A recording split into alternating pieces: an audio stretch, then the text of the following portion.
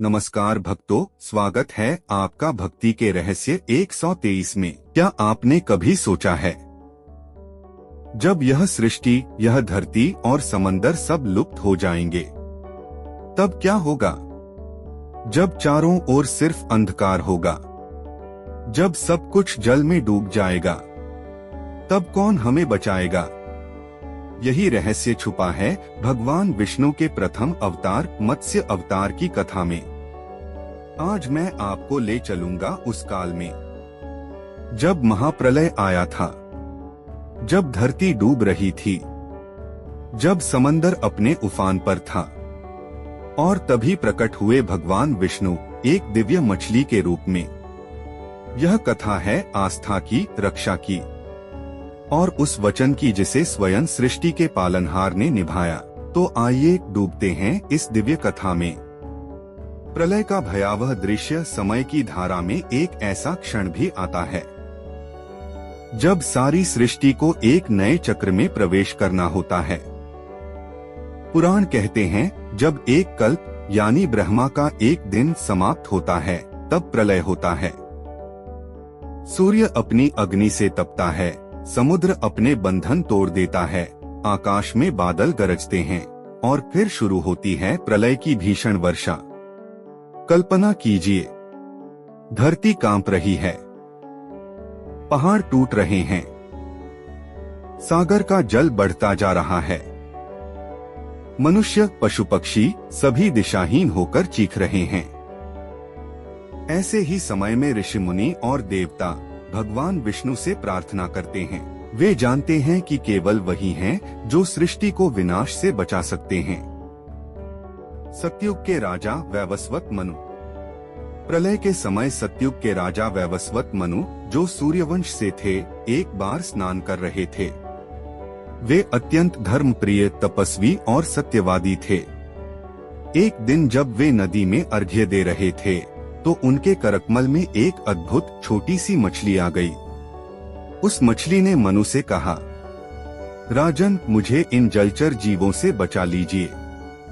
बड़े बड़े जीव मुझे निगल लेंगे, मुझे अपने साथ रख लीजिए। मनु आश्चर्यचकित हुए। यह कैसी विचित्र बात! एक मछली उनसे संवाद कर रही थी, लेकिन वे करुणामय थे। उन्होंने उस मछली को अपने कमंडलू में रख लिया। रहस्यमयी मछली का बढ़ना। कुछ ही समय बाद उन्होंने देखा, वह छोटी मछली अब कमंडलू में समा नहीं पा रही। उन्होंने उसे एक घड़े में डाला, लेकिन मछली फिर बड़ी हो गई। वे उसे तालाब में ले गए, पर मछली ने तालाब भी भर दिया। उन्होंने नदी में छोड़ा, लेकिन मछली फिर और बड़ी हो गई। आखिरकार मनु ने मछली को समुद्र में छोड़ा, और जैसे ही वह समुद्र में गई, वह विराट रूप में प्रकट हो गई। वह कोई साधारण मछली नहीं थी, वह स्वयं भगवान विष्णु का मत्स्य अवतार थे। उनका तेज इतना प्रचंड था कि समंदर चमक उठा। उनके विशाल स्वरूप को देखकर मनु कांप उठे। मत्स्य अवतार का संदेश। भगवान विष्णु ने कहा, मनु, अब समय आ गया है, शीघ्र ही प्रलय आने वाली है। चारों ओर जल ही जल होगा, सब कुछ नष्ट हो जाएगा, लेकिन तुम्हें भयभीत होने की आवश्यकता नहीं। तुम एक विशाल नौका, जहाज का निर्माण कराओ। उसमें सभी प्रकार के बीज, औषधियां, शास्त्र और जीव जंतु के जोड़े को सुरक्षित रखो। जब प्रलय आएगा, तब मैं विशाल मत्स्य के रूप में प्रकट होकर उस नौका को खींचकर सुरक्षित स्थान पर ले जाऊंगा।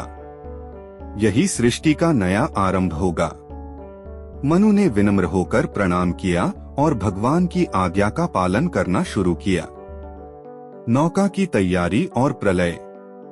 मनु ने विशाल नौका का निर्माण कराया। ऋषियों और देवताओं के सहयोग से उसमें सभी जीवन के बीज सुरक्षित रखे। और फिर आया वह समय, चारों ओर सिर्फ जल ही जल। आकाश, धरती, पर्वत सब डूब गए। मानव सभ्यता विलुप्त होने लगी। सृष्टि का अंत सामने था। उसी समय आकाश से दिव्य प्रकाश फूटा। समुद्र की गहराई से प्रकट हुए भगवान विष्णु विराट मत्स्य रूप में।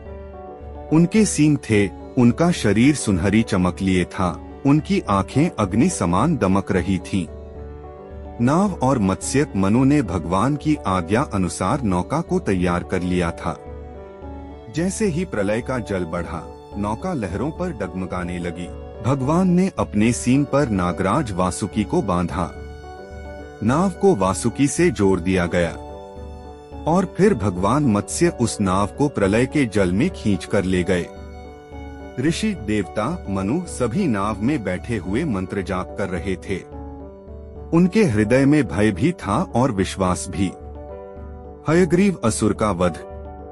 पुराणों में आता है कि प्रलय के समय एक दैत्य हयग्रीव ने वेदों को चुरा लिया था और समुद्र की गहराई में छुपा दिया था।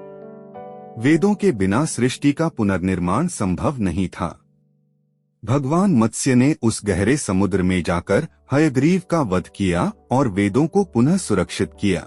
फिर उन्होंने वेदों को मनु और ऋषियों को सौंपा ताकि आने वाली सृष्टि ज्ञान और धर्म पर आधारित हो सके। नया सवेरा। प्रलय का समय बीता। जल धीरे धीरे घटा। धरती पुनः प्रकट हुई। मनु और ऋषियों ने भगवान विष्णु का स्मरण किया। सभी जीव जंतु और जीवन के बीज पुनः धरती पर स्थापित हुए। नया युग प्रारंभ हुआ। भगवान विष्णु ने आशीर्वाद दिया। मनु, तुम आने वाली मानव जाति के प्रथम पुरुष कहलाओगे। तुम्हारे वंश से ही नई सभ्यता का आरंभ होगा। समापन। मत्स्य अवतार की यह कथा हमें क्या सिखाती है? कि जब भी सृष्टि पर संकट आता है, जब भी अंधकार हावी होता है, जब भी जीवन समाप्त होने के कगार पर पहुंचता है, तब स्वयं भगवान विष्णु अवतार लेकर धरती और जीवों की रक्षा करते हैं। मत्स्य अवतार हमें यह संदेश देता है कि हर अंत एक नई शुरुआत का संकेत है। यदि इस कथा ने आपके हृदय को छुआ, यदि आपको भगवान विष्णु का यह अद्भुत रहस्य जानकर आनंद आया, तो भक्ति के रहस्य 123 चैनल को अभी सब्सक्राइब कीजिए। हर दिन हम आपके लिए लाते हैं भक्ति, रहस्य और दिव्य कथाओं की नई यात्रा। जय श्री विष्णु।